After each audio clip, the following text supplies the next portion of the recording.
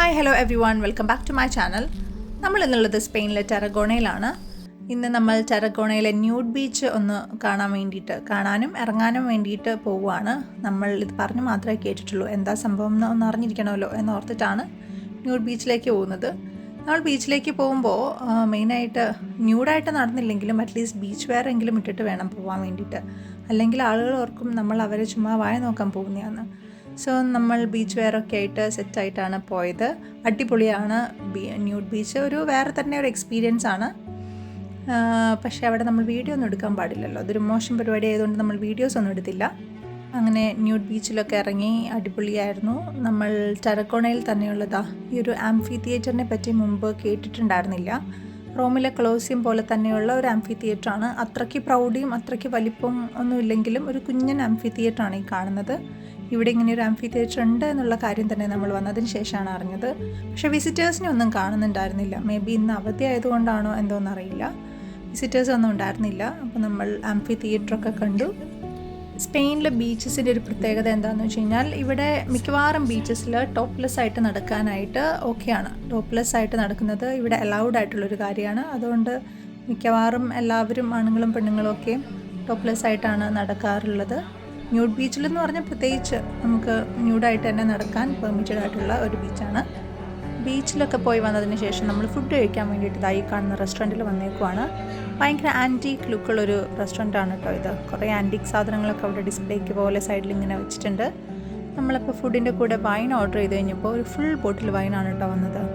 ഇതാണ് നമ്മുടെ main കോഴ്സായിട്ട് order ചെയ്തിട്ടുള്ള പെയില എന്ന് പറയുന്ന ഒരു ഇവിടുത്തെ ഒരു സ്പെഷ്യൽ ഡിഷാണ്. അങ്ങനെ തന്നെയാണോ കറക്റ്റ് പ്രൊനൗൺസിയേഷൻ എന്നൊന്നും എനിക്കറിയില്ല. എന്തായാലും സീ ഫുഡാണ് സംഭവം. ജയ്ക്ക് ഭയങ്കര ഇഷ്ടപ്പെട്ടു, എനിക്ക് കുഴപ്പമില്ല, ഓക്കേഷ് ആയിരുന്നു.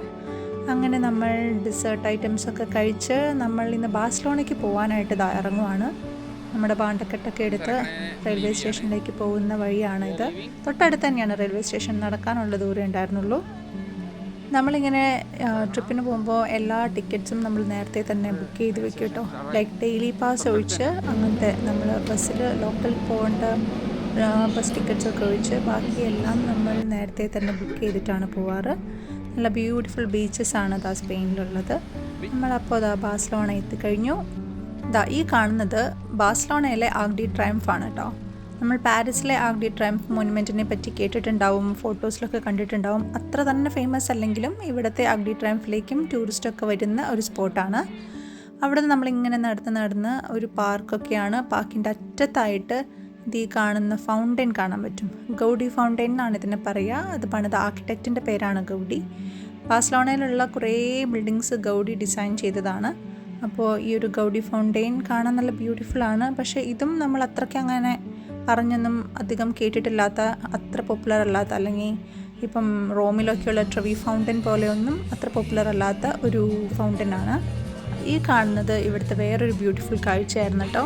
ഈ പാർക്കിൻ്റെ പല സൈഡിലായിട്ടും ആളുകൾ ഇങ്ങനെ കൂട്ടം കൂടി നിന്ന് ഡാൻസ് ചെയ്യുന്നുണ്ട്. നല്ല രസമുള്ളൊരു പരിപാടിയാണ്. നല്ല സ്പാനിഷ് മ്യൂസിക്കൊക്കെ വെച്ചിട്ടാണ് ഡാൻസൊക്കെ.